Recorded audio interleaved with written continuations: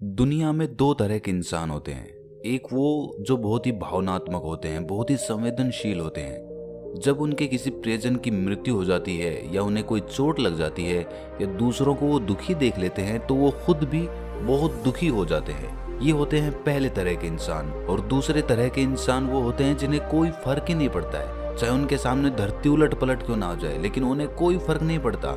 उनकी दिनचर्या एक जैसी ही बनी रहती है। तो सवाल ये उठता है कि जो ज्यादा संवेदनशील होते हैं, क्या वो जीवन में ज्यादा दुखी रहते हैं या फिर संवेदनशील होना एक अच्छी बात है? इस बात को हम महात्मा बुद्ध की एक कहानी के माध्यम से समझने की कोशिश करेंगे।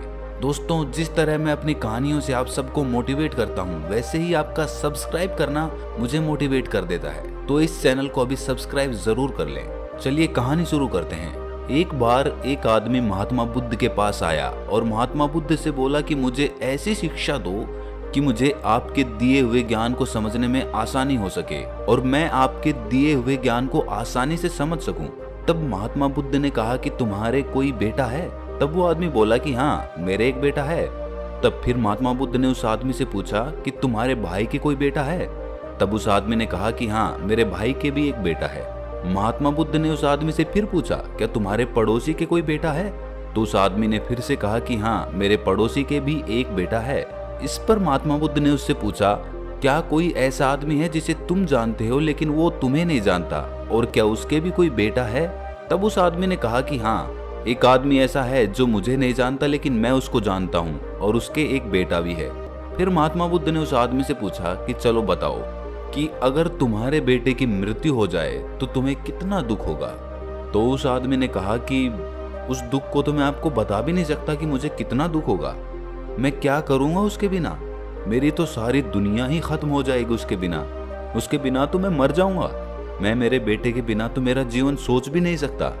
फिर महात्मा बुद्ध ने उससे पूछा कि तुम्हारे भाई के बेटे की मृत्यु हो जाए तो तुम्हें कितना दुख होगा? तब उस आदमी ने कहा कि मुझे तब भी बहुत दुख होगा, लेकिन मुझे उतना दुख नहीं होगा जितना कि मुझे मेरे बेटे की मृत्यु पर होगा। महात्मा बुद्ध ने इसके बाद उससे पूछा कि अगर तुम्हारे पड़ोसी के बेटे की मृत्यु हो जाए तो तुम्हें कितना दुख होगा? तब वो आदमी बोला कि मुझे तब भी बहुत दुख होगा, लेकिन इतना दुख नहीं होगा जितना कि अपने भाई के बेटे की मृत्यु पर होगा। फिर महात्मा बुद्ध ने पूछा कि उस अनजान आदमी के बेटे की मृत्यु हो जाए जो तुम्हें जानता तक नहीं है तो तुम्हें कितना दुख होगा? इस पर उस आदमी ने उत्तर दिया कि तब शायद मुझे बिल्कुल भी दुख नहीं होगा, क्योंकि मैं उस आदमी को जानता तक नहीं हूँ। इसके बाद महात्मा बुद्ध ने उस आदमी से पूछा कि चलो अब ये बताओ कि हमारा दुख किस बात पर निर्भर करता है? उस आदमी ने कुछ देर सोचने के बाद कहा कि हमारा दुख इस बात पर निर्भर करता है कि हम किस चीज से कितने जुड़े हुए हैं, हमारा उससे कितना लगाव है और हम उसे किस हद तक चाहते हैं। इस बात पर निर्भर करता है कि मुझे कितना दुख होगा। फिर उस आदमी से महात्मा बुद्ध ने पूछा कि अगर तुम अपने बेटे को समुद्र के पास लेकर जाओगे तो क्या वो रेत में नहीं खेलेगा? तब उस आदमी ने कहा कि हाँ, वो रेत में जरूर खेलेगा, कोई भी बच्चा खेलेगा। तब महात्मा बुद्ध ने उससे पूछा कि अगर समुद्र की लहरें तुम्हारे बेटे के बनाए हुए मिट्टी के घर को तोड़ देंगी तो क्या वो रोएगा? तब उस आदमी ने कहा कि हाँ महात्मा जी, वो रोएगा। फिर महात्मा बुद्ध ने पूछा कि क्या तुम उसके साथ रोओगे? तब उस आदमी ने कहा कि नहीं, मैं उसके साथ क्यों रोऊंगा? वो तो बच्चा है, उसे लगता है कि ये घर बहुत सुंदर है और ये हमेशा बना रहे। उसका उसके साथ जुड़ाव हो गया है, उसकी भावनाएं उसके साथ जुड़ गई हैं। लेकिन मैं तो ये जानता हूँ कि वो रेत का घर है और वो हमेशा बना नहीं रहेगा और कुछ समय बाद उसे लहरों से टूटना ही होगा। इस पर महात्मा बुद्ध मुस्कुराए और बोले कि अब तुम्हें समझ आ गया है। अगर तुम इस संसार की सच्चाई को जानने की कोशिश नहीं करोगे तो तुम भी ऐसे ही चलते जाओगे और तब तुमको भी अपने घर के टूटने का दुख होगा और तब तुम में और उस बच्चे में कोई फर्क नहीं रहेगा। हम सब लोग दुनिया के इस जीवन को सच मानकर उसमें जीते रहते हैं, तरह तरह के छल करते हैं, कपट करते हैं, लालच करते हैं, द्वेष करते हैं और ये सोचते हैं कि ये जीवन ही परम सत्य है। लेकिन असल में महात्मा बुद्ध के अनुसार ये वही मिट्टी का घर है जिसे लहरें तोड़ देंगी, क्योंकि जब मृत्यु आती है तो ये मिट्टी का घर ध्वस्त हो जाता है, ये यहीं रह जाता है और आदमी का शरीर भी इसी दुनिया में छूट जाता है, वो मिट्टी बन जाता है आखिर में। लेकिन हम उस मिट्टी के शरीर के लिए क्या क्या नहीं करते हैं। लेकिन जिस आदमी को इस सच्चाई का भली भांति एहसास हो जाता है कि एक ना एक दिन मेरा मिट्टी का घर तो टूटेगा ही, वो आदमी हर परिस्थिति में, चाहे सुख हो या दुख हो, अपनी एक समान अवस्था में बना रहता है। उसे पता है कि ये सब नश्वर है, सुख हो या दुख हो, वो कभी भी हमेशा नहीं रहेगा। आज नहीं तो कल वो चला जाएगा। और जो निरंतर नश्वर है, जो बना रहेगा, वो उसका आत्मिक आनंद है।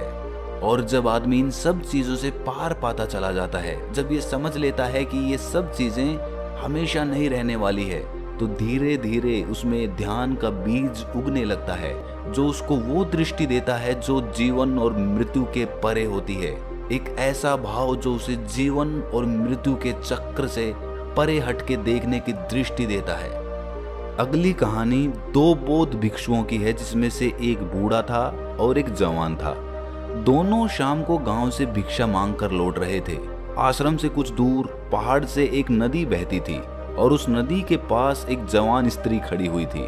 उस स्त्री को नदी पार करनी थी, लेकिन वो स्त्री नदी को पार करने से डर रही थी, क्योंकि वो स्त्री उस नदी की गहराई से अनजान थी। तभी वहां से वो दोनों भिक्षु गुजर रहे थे। बूढ़ा भिक्षु आगे चल रहा था, तभी उसकी नजर उस स्त्री पर पड़ी। वो स्त्री को देखकर समझ गया कि स्त्री को मदद चाहिए। फिर उसने सोचा कि वो स्त्री को नदी पार करा दे, लेकिन जैसे ही उस भिक्षु ने उस स्त्री को हाथ से छुआ तो उसके अंदर वर्षों से उसके दिल में बसी वासना जाग गई। स्त्री को छूते ही उसका कण कण कांपने लगा। उस भिक्षु ने 30 साल से किसी स्त्री को नहीं छुआ था। उस स्त्री को छूने के नाम से ही उसके मन में तरह तरह के ख्याल और वासनाएं जागने लगी। तभी उस बूढ़े भिक्षु ने सोचा कि अगर मैं इस स्त्री को नदी पार करवाता हूँ तो मेरे अंदर वासना के ख्याल आएंगे और मेरी 30 साल की साधना इस लड़की की वजह से बर्बाद हो जाएगी। ये सोचकर उसने उस स्त्री को दूर कर दिया। लेकिन तभी वो जवान भिक्षु भी पीछे से आ पहुंचा। उस स्त्री ने उससे मदद मांगी। उसने बिना कुछ सोचे समझे उसे अपने कंधे पर उठा लिया और उसे नदी पार करवा दी। नदी पार करवाने के बाद बूढ़ा भिक्षु और जवान भिक्षु दोनों जंगल से होकर अपने आश्रम को जा रहे थे।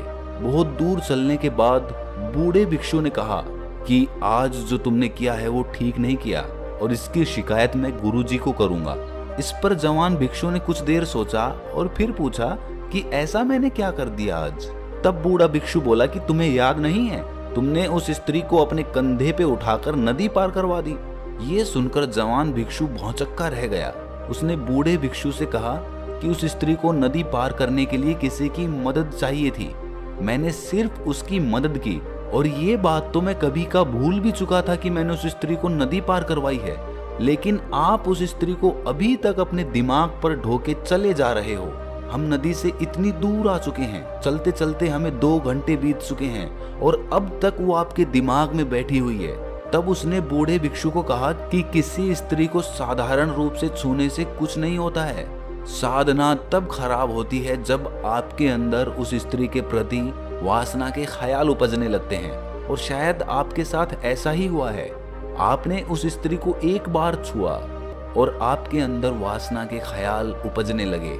आपने सोचा होगा कि ये स्त्री मेरी वर्षों की साधना को भंग कर देगी, लेकिन महात्मन, आपके अंदर वासना के ख्याल तो उपज ही चुके थे।